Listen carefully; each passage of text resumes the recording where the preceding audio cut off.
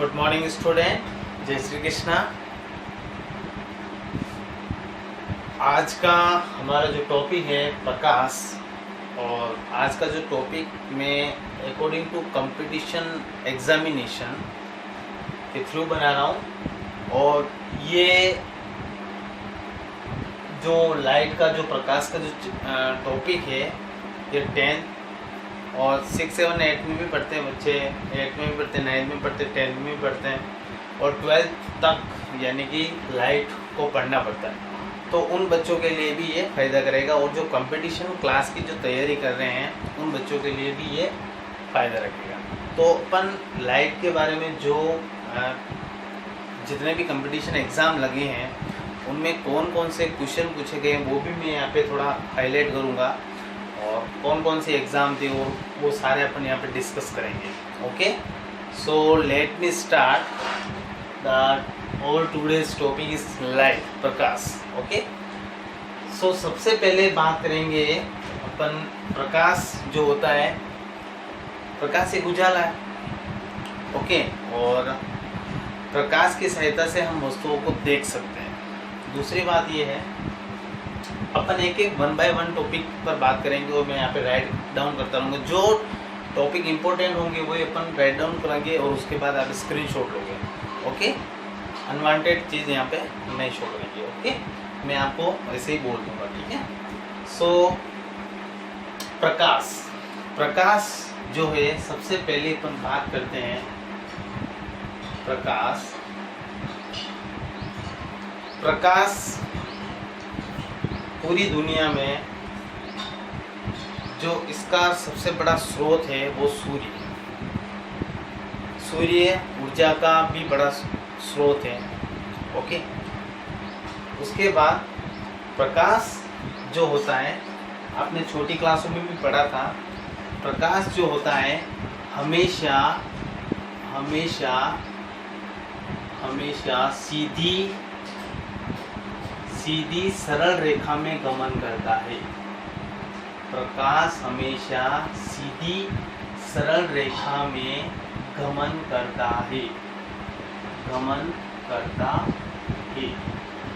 Okay, सीधी सरल रेखा में गमन करता है। तो कभी कभी यहाँ से भी क्वेश्चन पुट अप हो जाता है कि प्रकाश हमेशा सीधी सरल रेखा में ही गमन क्यों करता है। तो इसका बहुत अच्छा आंसर है।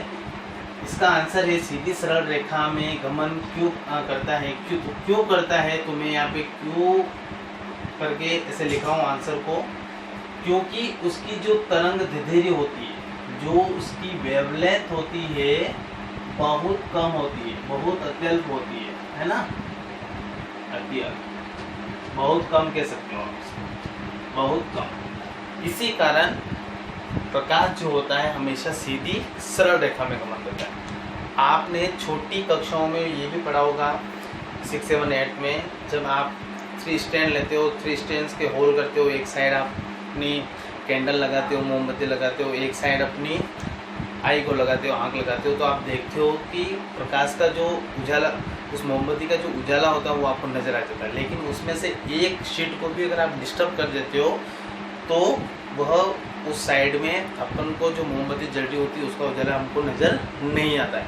आपने ये भी पढ़ा होगा, एक सीधे पाइप से अगर आप मोमबत्ती को देखते हो, मोमबत्ती के उजाले को देखते हो तो आपको नज़र आता है, लेकिन अगर आप पाइप को मोड़ देते हो तो आपको उजाला नज़र नहीं आता है। तो इसी का यही रीज़न है, प्रकाश हमेशा सीधी सरल रेखा में गमन करता है। क्यों करता है, क्योंकि उसकी जो तरंग दैर्ध्य होती है, वेवलेंथ होती है, वो बहुत कम होती है। ओके, लाइक दिस, जैसे प्रकाश ऐसे मोशन कर रहा है। ओके, तो यहाँ से इस पॉइंट से यहाँ पॉइंट, ये टी ये टाइम पीरियड है, मैं ज़्यादा हाई भी नहीं जाऊँगा ताकि आपको समझ में आ जाए। तरंग दैर्ध्य क्या होती है कि इनिशियल पॉइंट से फाइनल पॉइंट तक अगर कोई वेव मोशन कर रही है, ऐसे जा रही है, वाइब्रेशन कर रही है, अगर वो यहाँ से इनिशियल पॉइंट से फाइनल पॉइंट की जो डिस्टेंस होगी उसको अपन क्या कहेंगे, तरंग दैर्ध्य। ओके, उसके बाद इसी में एक बात और कही गई है, प्रकाश हमेशा कभी भी रेखीय पथ में गमन नहीं करेगा। जो प्रकाश होगा वो हमेशा कभी भी रेखीय पथ में गमन नहीं करेगा। यह लेकिन लेकिन प्रकाश रेखीय पथ में यानी कि लीनियर पाथ, आप इसको इंग्लिश में भी लिख सकते हो, लीनियर पाथ में गमन नहीं करता है, नहीं के नीचे अंडरलाइन कर रहा हूं, करता है। ओके, लीनियर पाथ क्या होता है एक्चुअल में, जैसे कि ये ए बी पॉइंट है, ओके, तो ये गया, ओके, ए तो बी, और यहाँ पे मैंने कोई सी पॉइंट ले लिया है ना, तो प्रकाश ऐसे कभी मूवमेंट नहीं करेगा, ए से बी गया, बी से सी चला, ऐसे नहीं जाएगा। अगर आपने अगर डी और ले लिया आगे, तो वो आगे इस तरह से मोशन नहीं करेगा, उसकी जो पोजीशन होगी ए टू बी होगी, वो ऐसे मुड़ के नहीं जाएगा। ओके, सो आप कह सकते हो प्रकाश रेखीय पथ में गमन नहीं करता है। ओके, तीसरी बात करते हैं अपन, ये तो अपनी पहली बात हो गई, जो मेन पॉइंट है वही मैं आपको शो कर रहा हूँ, बाकी मैं आपको बोल के समझा रहा हूँ। ओके, आपको समझ में भी आ जाएगा। सेकंड बात अपन बात करते हैं, प्रकाश की सबसे अधिक जो चाल होती है, प्रकाश की सबसे अधिक चाल या अधिक आप कह सकते हो मैक्सिमम स्पीड, वो कहाँ होती है, निर्वात में। निर्वात यानी इसको इंग्लिश में कहते हैं वैक्यूम। ओके, वैक्यूम में होती है, और कितनी होती है, 3 × 10⁸ मीटर पर सेकेंड, यानी कि प्रकाश सबसे अधिक स्पीड से, अधिक चाल से कहाँ गमन करेगा, निर्वात, जिसको वैक्यूम कहते हैं, 3 × 10⁸ मीटर प्रति सेकेंड होती है। अच्छा, हम आपको एक चीज़ और बता देते हैं, यहाँ पे इस बॉक्स में, ये मैजिक बॉक्स है मेरा, निर्वात क्या होता है। निर्वात एक्चुअल में आप ये जानते होंगे कि बेसिकली सभी ये कहते हैं कि जहाँ हवा नहीं होती है। ओके, लेकिन मैं आपको एक स्टैंडर्ड डेफिनेशन बताऊंगा, ये चलो हवा नहीं है, ये तो मैं भी लिख लेता हूँ, हवा नहीं है। ओके, लेकिन सबसे बढ़िया डेफिनेशन आपको बताता हूँ, निर्वात की कंडीशन कब बनेगी, 1 एटीएम से जो नीचे वाली कंडीशंस बनेगी, एक वायुमंडलीय दाब से जो नीचे वाला जो क्षेत्र होता है, जो स्पेस होता है, वो निर्वात होता है। ओके, केमिस्ट्री में जाते हैं तो गैसीय दाब वायुमंडलीय दाब से बहुत कम होता है। बहुत सारे डेफिनेशन है, लेकिन अपन को ये याद रखनी, और आप और भी ये कह सकते हो, जैसे कि कोई ये स्पेस है, इस स्पेस का कुछ पर्टिकुलर वॉल्यूम होता है, आयतन होता है। अगर इस आयतन में कोई ऑब्जेक्ट नहीं है, अगर इस आयतन में कोई ऑब्जेक्ट नहीं है, यानी कोई ऑब्जेक्ट नहीं, यानी कि वो क्या हो जाएगा, निर्वात हो जाएगा। तो ये अपनी बात हो गई। हाँ, अब अपन और बात कर लेते हैं, तो निर्वात की बात होगी, हवा में भी बात कर लेते हैं। हवा में इसकी कितनी स्पीड होगी, हवा में इसकी स्पीड होगी 2.50 × 10⁸ मीटर पर सेकेंड। चलो पानी में भी बात कर लेते हैं, 2.25 × 10⁸ मीटर पर सेकेंड। कांच में बात कर लेते हैं, कांच में बात हो जाएगी 2.00 × 10⁸ मीटर पर सेकेंड। और एक और होता है rock salt. Okay, rock salt में इसकी स्पीड हो जाएगी 1.960 × 10⁸ मीटर पर सेकेंड। ओके, तो ये मैंने स्पीड लिखी है अप्रोक्स। हवा की स्पीड 2.76 भी लिख रखी होती है, 2.50 भी लिखते हैं, तो अपन को ऐसे मान के चलना है कि ये स्पीड होती है। लेकिन निर्वात में अपन को याद रखना है 3 × 10⁸ मीटर प्रति सेकेंड इसकी स्पीड होती है। ओके, तो बहुत इजी है। वैसे अभी मैं बहुत स्मॉल टॉपिक ही लेके चल रहा हूँ, छोटे छोटे पॉइंट ही लेके चल रहा हूँ, तो आपको क्लियर हो जाएगा। इसका आप अच्छे से स्क्रीनशॉट ले लो।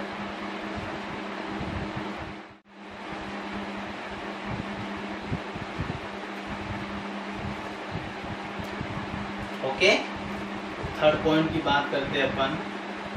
इम्पोर्टेंट पॉइंट्स के बारे में अपन डिस्कस करेंगे जो एग्जाम में पूछे हुए। ओके, 3 × 10⁸ मीटर जो पर सेकेंड स्पीड है निर्वात में प्रकाश की, वो एग्जाम में कई टाइम पूछा गया है, वो आपको याद रखना है। ओके, थर्ड पॉइंट की बात करते हैं। एक वैज्ञानिक थे, वैज्ञानिक डी ब्रोगली। नाम सुने होगा आपने, छोटी क्लासों में भी पढ़ा होगा। वैज्ञानिक डी ब्रोगली के अनुसार 1925 में उन्होंने प्रकाश के संबंध में एक सिद्धांत दिया था जिसका नाम है प्रकाश की द्वैत प्रकृति का सिद्धांत। तो मैं यहाँ पे लिखूंगा अच्छे से, प्रकाश की द्वैत प्रकृति का सिद्धांत, द्वैत प्रकृति का सिद्धांत, द्वैत प्रकृति का सिद्धांत। ओके, तो ये आपको याद रखना है। वैज्ञानिक डी ब्रोगली ने 1925 में प्रकाश की द्वैत प्रकृति का सिद्धांत दिया था। तो इनके अनुसार जो प्रकाश होता है वो कण तथा तरंग दोनों ही रूपों में व्यवहार करता है। कण यानी पार्टिकल, और तरंग यानी वेव, ओके, दोनों ही रूपों में व्यवहार करता है। प्रकाश कण में भी व्यवहार करता है, तरंग में भी व्यवहार करता है। तो इसके अनुसार जो भी मैं बात कर रहा था, अच्छा, प्रकाश के कण के स्वरूप के द्वारा किन घटनाओं की व्याख्या की जाती है। तो ये क्वेश्चन कभी कभी पूछ लेते हैं, तो आपको याद रखना है। तो दो घटना इंपॉर्टेंट है। एक घटना तो है प्रकाश विद्युत प्रभाव, फोटो इलेक्ट्रिक इफेक्ट कहते हैं जिसको, प्रकाश विद्युत प्रभाव, और एक है प्रकीर्णन। ओके, प्रकीर्णन। ओके, इसकी डिटेल आपने पढ़ी होगी, लेकिन फिर भी बता देता हूँ। प्रकाश विद्युत प्रभाव क्या होता है कि कोई भी जैसे धातु की प्लेट है, अगर उस पर कोई प्रकाश आपतित होता है, गिरता है, इंसिडेंट होता है, तो वहाँ से कण के रूप में मुक्त इलेक्ट्रॉन मुक्त होते हैं, वहाँ से बाहर निकलते हैं। ओके, तो ये जो घटना होती है इसको प्रकाश विद्युत प्रभाव कहते हैं। और प्रकाश के तरंग के स्वरूप के द्वारा यहाँ पे अध्यारोपण, जिसको सुपरपोजिशन कहते हैं, अध्यारोपण तथा व्यतिकरण। ओके, व्यतिकरण इसको आप कह सकते हो, है ना। और स्कैटरिंग भी है, जिसको विवर्तन कहते हैं हिंदी में। क्या कहते हैं? विवर्तन। तो इसके द्वारा भी आपको खाली यही याद रखना है कि प्रकाश के तरंग स्वरूप द्वारा किन घटनाओं की व्याख्या की जाती है, अध्यारोपण व व्यतिकरण। आपको ज़्यादा डिटेल में जाने की ज़रूरत नहीं है, और मैं आपको डिटेल भी अभी पर डिस्कस नहीं करेंगे क्योंकि बहुत टाइम लग जाएगा इसमें, है ना। तो अध्यारोपण, जिसको सुपरपोजिशन कहते हैं, सुपरपोजिशन बता देता हूँ। दो या दो से अधिक जो तरंगे होती है सेम इंटेंसिटी में, अगर वो मोशन करती हुई किसी पर्टिकुलर पॉइंट पे मिलती है, तो वहाँ पे जो मैक्सिमम फ्रीक्वेंसी होगी वो मिनिमम फ्रीक्वेंसी होगी जो वहाँ पे अपन को मिलेगी, तो वो जो घटना होगी वो होगी अध्यारोपण। ओके, तो ये सारा है। ओके, तो ये चीज़ है। उसके बाद हम बात करते हैं, एक कण है, आगे बात कर लेते हैं। फोर्थ पॉइंट, प्रकाश यानी जो प्रकाश तरंग व कण के रूप में दोनों में बताता है। तो एक कण ऐसा है जो प्रकाश के कण व तरंग स्वरूप दोनों की व्याख्या करता है। ओके, तो उस कण का नाम है फोटोन। उस कण का नाम है फोटोन। फोटोन एकमात्र ऐसा कण है जो कण व तरंग दोनों ही रूपों में व्यवहार करता है। ओके, फोटोन यहाँ पे लिखेंगे अपन, क्योंकि ये क्वेश्चन कई टाइम बार पूछा गया है ना। इसके डिटेल भी अपन देखेंगे फोटोन क्या होता है एक्चुअल में। फोटोन एकमात्र ऐसा कण है जो कण व तरंग स्वरूप या रूपों में, तरंग रूप दोनों में ही व्यवहार करता है। दोनों में ही व्यवहार करता है। ओके, तो इस टाइप की आपको याद रखना है। Photon very very important. कभी कभी क्वेश्चन पूछ लेते हैं कि वह कौन सा कण है जो कण व तरंग दोनों रूपों में व्यवहार करता है, तो उसको नाम क्या है? फोटोन। इसका आप अच्छे से स्क्रीनशॉट ले लो, फिर अपन आगे बात करते हैं।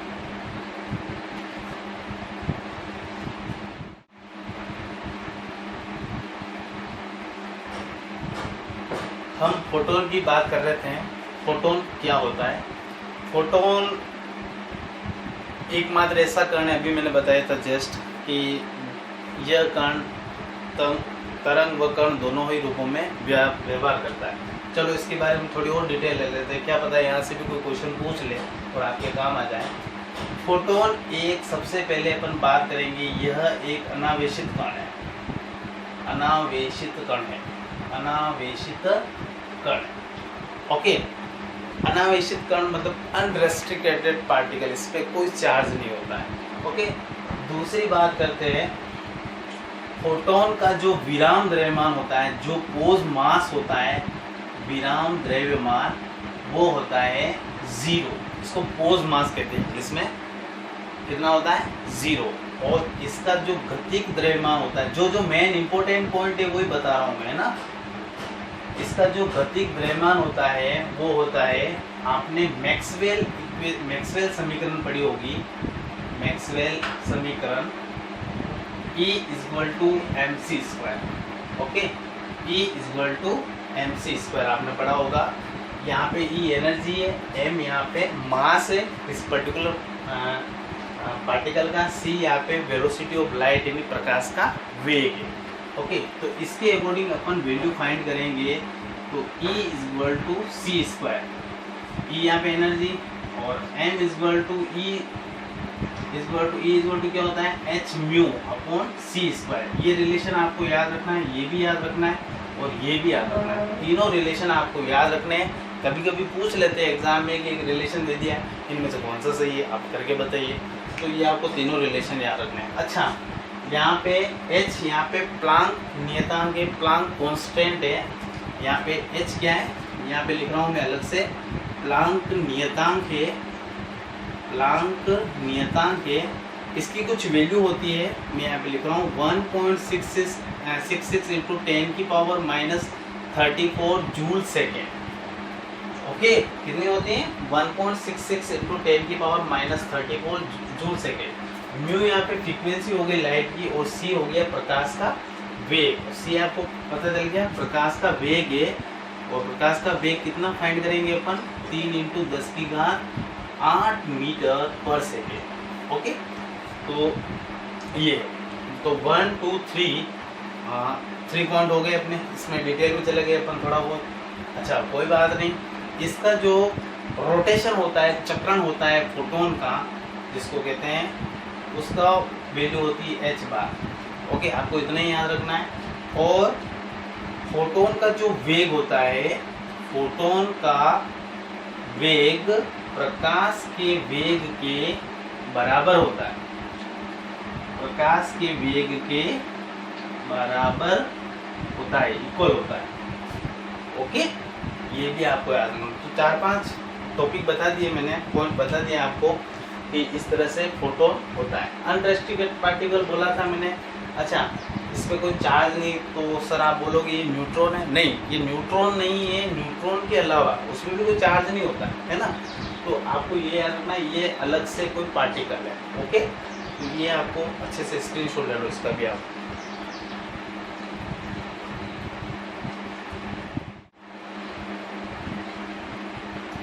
पांचवें पॉइंट के बारे में बात कर लेते हैं। According to quantum mechanics. Okay, quantum यांत्रिकी के अनुसार, क्वांटम यांत्रिकी के अनुसार, यांत्रिकी के अनुसार जो प्रकाश का जो स्वरूप है, तरंग स्वरूप,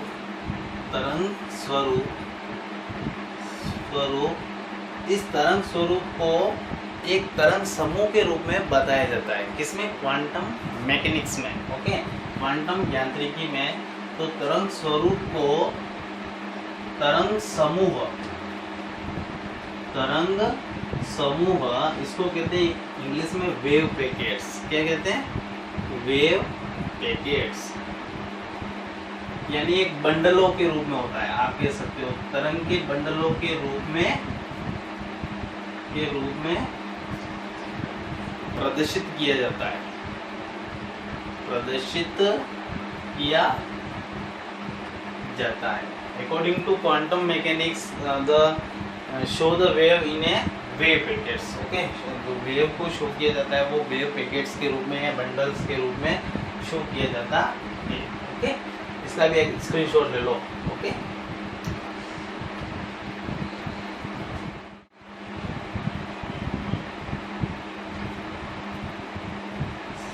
6 पॉइंट के बारे में बात कर लेते हैं। 6 पॉइंट अपन लेते हैं छाया। ओके, प्रकाश की छाया से अपन छाया का निर्माण भी कह सकते हैं, छाया को अपन परछाई भी कहते हैं। एक्चुअल में छाया कहते किसे, वो छोटी परिभाषा है, लेकिन इसको आपको समझना पड़ेगा। कोई भी जब प्रकाश किसी अपारदर्शी पृष्ठ पर, ओपेक पार्ट पर आता है, तो उसके पीछे की ओर बैक साइड में जो बनने वाली जो आकृति होती है, जो शेप होता है, उसको अपन छाया कहते हैं। ओके, बहुत इजी है। एक बार मैं वापस बोल देता हूँ कि अगर कोई प्रकाश किसी अपारदर्शी पृष्ठ पर आता है, तो उसके पीछे की ओर जो बनने वाली जो आकृति होती है, जो शेप होता है, उसे क्या कहेंगे अपन? छाया।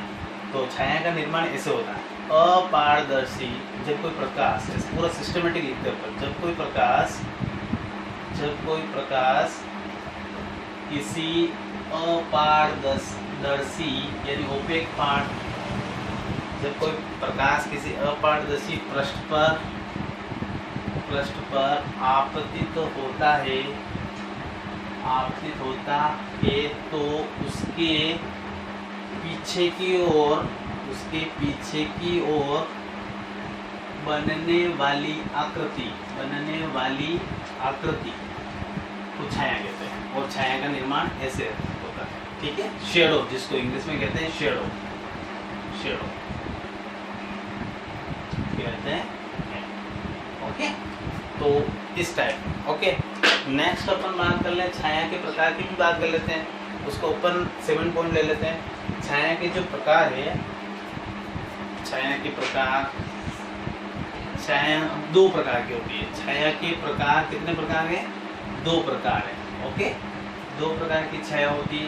एक तो होती है प्रछाया, इसको कहते हैं अम्बरा, लिख लेता हूँ मैं इंग्लिश में भी, अम्बरा। और उप छाया को कहते हैं पिनम्बरा। ओके, पिनम्बरा। ओके, इसका आप स्क्रीनशॉट लो, इसको मैं समझाता हूँ कैसे क्या होता है इसका। ओके, 7 पॉइंट चल रहा है अपना। ओके, चलो प्रछाया और उपछाया के बारे में बात कर लेते हैं जल्दी से।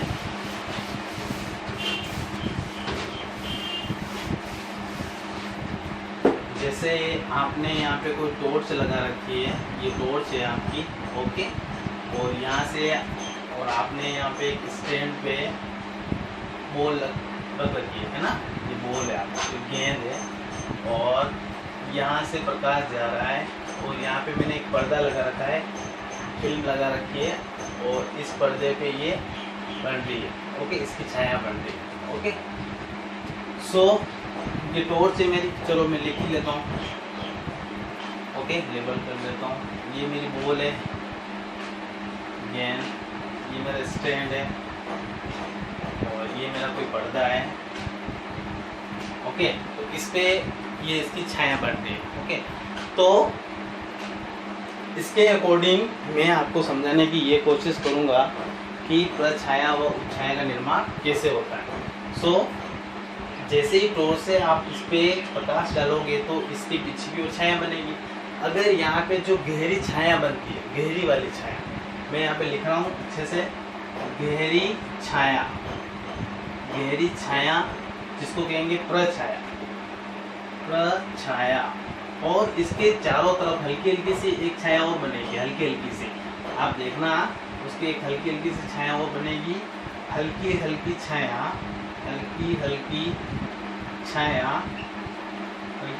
क्या कहेंगे? उपछाया। इस पे क्वेश्चन भी आया हुआ है, शायद 3rd ग्रेड में आया था एक बार, तो इस पर मैं क्वेश्चन भी बता देता हूँ आपको।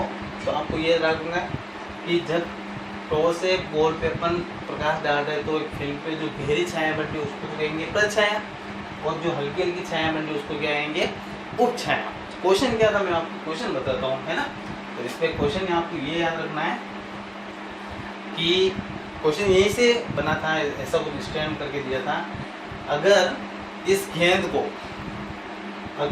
गेंद को मैं पर्दे के पास ले जाऊं, आप अच्छे से सुनना इसको और समझना।